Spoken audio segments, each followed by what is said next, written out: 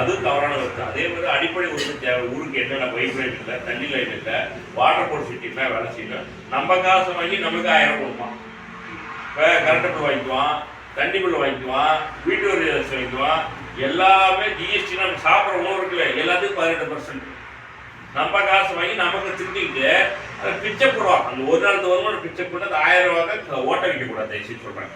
நீங்களாம் சொல்லணும், பெரியவங்களாம் வந்ததுக்கு ரொம்ப நன்றி. ஏன்னா அதெல்லாம் நீங்கள் எல்லாம் புரிய வைக்கணும். ஏன்னா நம்ம காசு வாங்கிக்கிறவங்களுக்கு அந்த ஓட்டு போடலாமா?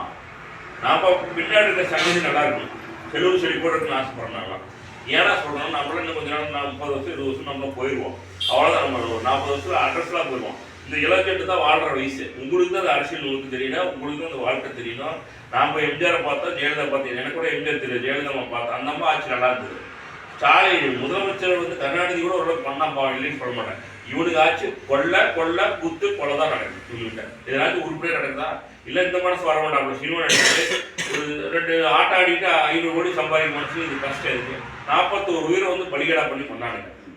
அதெல்லாம் சிந்திச்சு பார்த்து செயல்பட்டு நம்ம வேலை செய்யணும். ஏன் சொல்லணும்னா, நான் இன்னைக்கு வைக்கலாக இருக்கிறேன்.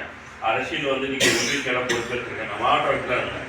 எனக்கு நம்ம ஊருக்கு ஒரு ஆள் வேணும். நம்ம பஞ்சாயத்தில் ஒரு 21 பஞ்சாயத்து நான் தான் பார்க்குறேன். அந்த பஞ்சாயத்துல வேலைப்பாடு இல்லை. நான் தான் உங்களுக்கு பேசிகிட்டு இருக்கேன். அது மாதிரி நம்ம எல்லாம் கருத்துக்களை அனுபவிச்சு எந்த